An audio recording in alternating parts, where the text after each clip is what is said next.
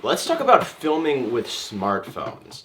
I don't film with a smartphone anymore. I upgraded to a DSLR a while ago, and I gotta upgrade that at some point, but let's not get into that. We're talking about smartphones today. I used to film with smartphones all of the time. It was my only camera. And if you film with smartphones as well, especially iPhones, because that's kind of what this video is about, you know that there's two major problems. Well, or at least you have one major problem and two options to try to fix it. The main issue with smartphones is this. You can either film with the front-facing camera, which is a much higher quality camera than the rear-facing camera, especially nowadays, but you do not have a monitor. There's nothing to look at all. So you have to set it up and kind of hope that you're in the right spot and hope that you got the autofocus to hit your face, and you forget about vlogging with it because you could just be shooting the top of your head.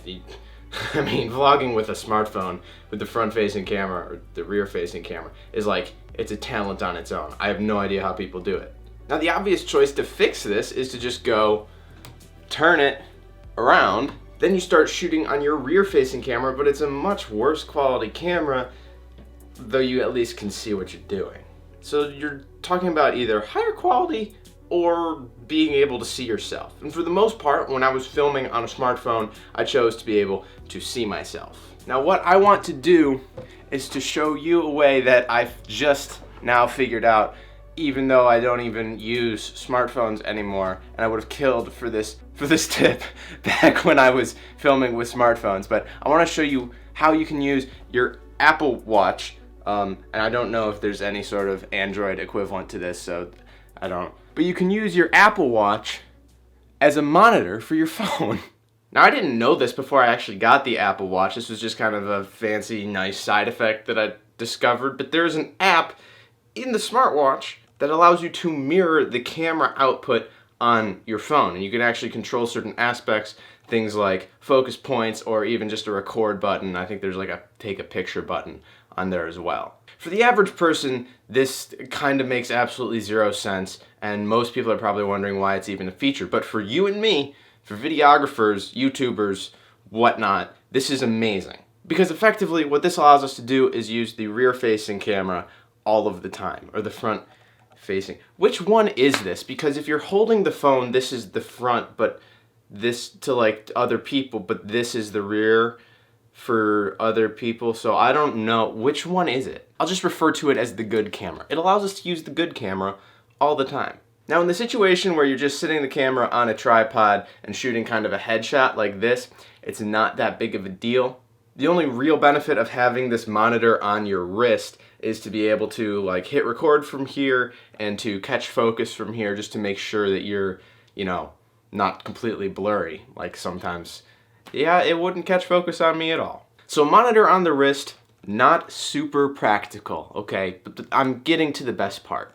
If you're using it like a vlogger, guessing where you're gonna be is pretty horrible. So what you do is you take your watch off and you strap it right onto the front of your camera. That way now you've got a little monitor. It's small, but you got a little monitor on the front of your camera, and you can at least tell whether or not your face is in the frame.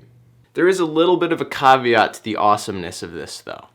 Now, this isn't a huge problem, but whenever you're vlogging with this Apple Watch monitor, everything is mirrored. So if I go this way, it goes off the other side of the screen. So it takes a little bit of adjustment to be like, oh, I'm on the right side of the screen, so I have to move to the left. It's a little bit awkward, that's all. Freaking heck, man, it's bothering me. It's bothering me a lot. There's a little bit of lag too. So you'll make an adjustment, and it's just slight, it's not perfectly mirrored. It's on a slight delay. I'll show you upstairs. It's just on a little bit of a delay. So watch the camera lens in the monitor. It's just lagging behind just a tiny bit. And for most people, I guess that's enough to throw you off, because that was enough to throw me off. It would just take some practice. This isn't gonna take the place of a DSLR or a mirrorless camera, but it's a great upgrade. And for, I think it's $200 for the cheapest Apple Watch. If you're not ready to take that plunge into a DSLR or mirrorless camera, or any sort of monitor system, I think this is a great way to go.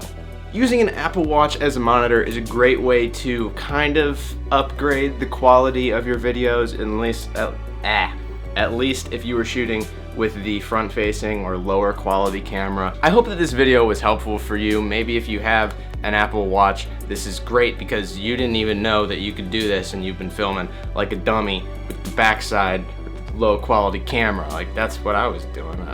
I had no clue. So if that was you, or you liked this video in any other way, leave a like below and leave a comment if you got any questions. I'm always happy to help a friend out. Don't forget that you're an awesome human being, and I'll see you later.